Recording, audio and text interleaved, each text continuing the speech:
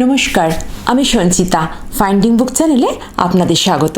বই থেকে সিনেমা এই সিরিজের আরও একটা নতুন পর্বে আপনাদেরকে স্বাগত জানাই। আজকে এই সিরিজে যে বইটির কথা বলবো সেটা হলো লেখক বুদ্ধদেব গুহর লেখা বিখ্যাত উপন্যাস বাবলি। এই বইটা সাহিত্যম থেকে প্রকাশিত হয়েছে। এই বইটার ডিটেলস রিভিউ আমার চ্যানেলে অলরেডি রয়েছে, তো সেজন্য এই বইটার সম্বন্ধে খুব বেশি কিছু বলছি না, গল্পটার সম্বন্ধে খুব বেশি কিছু বলছি না। কিন্তু যেহেতু আজকে আমি সিনেমাটার কথা বলতে বসেছি, সেজন্য গল্পের সামান্য অংশ আপনাদেরকে ধরিয়ে দিচ্ছি। এই বইয়ের কেন্দ্রীয় চরিত্র হচ্ছে বাবলি নামের একটি মেয়ে। সে খুবই মোটাসোটা, বেশ চাব্বি টাইপের একটি মেয়ে এবং সে অত্যন্ত উচ্চশিক্ষিত এবং সপ্রতিভ। সে সম্প্রতি অ্যাডমিনিস্ট্রেটিভ সার্ভিসের চাকরি পেয়েছে এবং সেজন্য তাকে দিল্লিতে যেতে হবে জয়েন করার জন্য। সে মাসির বাড়ি ইম্ফলে ঘুরতে গিয়ে আটকে গেছে। তার মেশো একটি অফিসে উচ্চ পদে চাকরি করেন এবং সেই মেশোর অধীনস্থ এক কর্মচারী অভি, সে অভির ওপর দায়িত্ব পড়ে বাবলিকে ইম্ফল থেকে ডিমাপুরে নিয়ে আসার। এবং তারা গাড়ি করে দুজনে আসে এবং রাস্তায় আস্তে আস্তে অভির সাথে তার বেশ ভাব হয়ে যায়, কথাবার্তা বলতে থাকে এবং তারপরে এক জায়গায় তাদের আবার গাড়ি খারাপ হয়ে যায় এবং তাদেরকে এক কাঠুরের বাড়িতে তাদেরকে রাত কাটাতে হয়। তো এরকম অনেক ঘটনা ঘটে।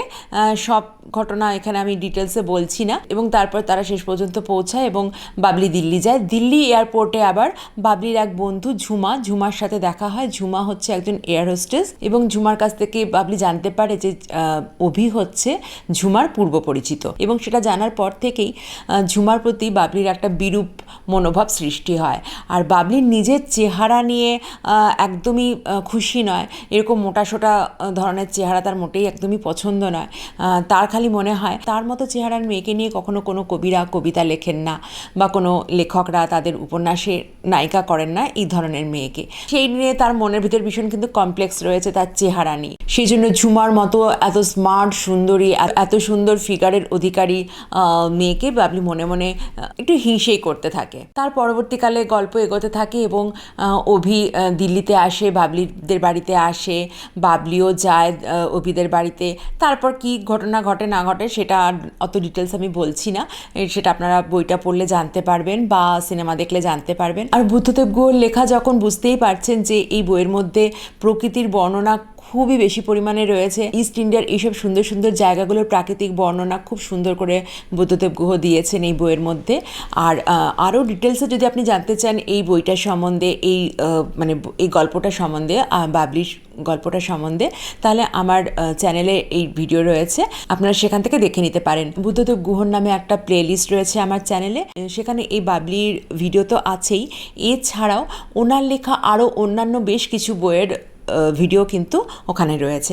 আপনি যদি বুদ্ধদেব গুহর লেখা পছন্দ করেন, রোম্যান্টিক বই পড়তে পছন্দ করেন, প্রকৃতির বর্ণনা যেখানে আছে সেই ধরনের বই পড়তে পছন্দ করেন, তাহলে তো বুদ্ধদেব গুহর লেখা আপনাকে পড়তেই হবে। সেজন্য বুদ্ধদেব গুহর লেখা অন্যান্য অনেক বইয়ের সন্ধান পেতে কিন্তু আপনি আমার প্লে লিস্টটা দেখতে পারেন।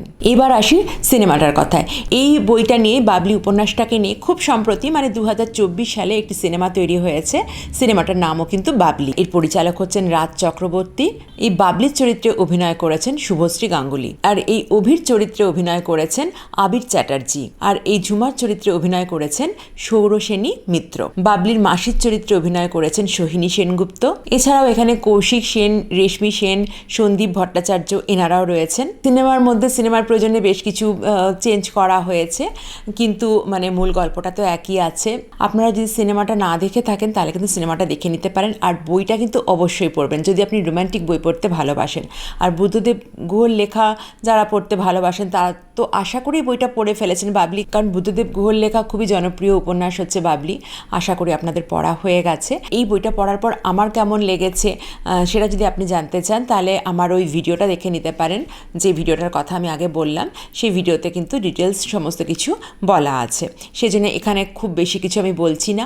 আর এখানে সিনেমাটার কথা আমি শুধু আপনাদেরকে ইনফরমেশনটা দিলাম। আমি কিন্তু বই থেকে সিনেমা এই সিরিজটা যেদিন থেকে শুরু করেছি প্রথম দিন থেকে আমি একটাই কথা বলে আসছি যে এটা কিন্তু কোনো কোনো সিনেমার রিভিউ নয়। আমি কিন্তু এখানে মানে সিনেমার রিভিউ করছি না, আমি শুধুমাত্র আপনাদেরকে এই ইনফরমেশনটা দিই যে বাংলার কোন বই থেকে বা কোনো গল্প বা কোনো উপন্যাস থেকে যদি কোনো সিনেমা তৈরি হয়ে থাকে, আমি শুধু সেই ইনফরমেশনটা আপনাদেরকে দিই।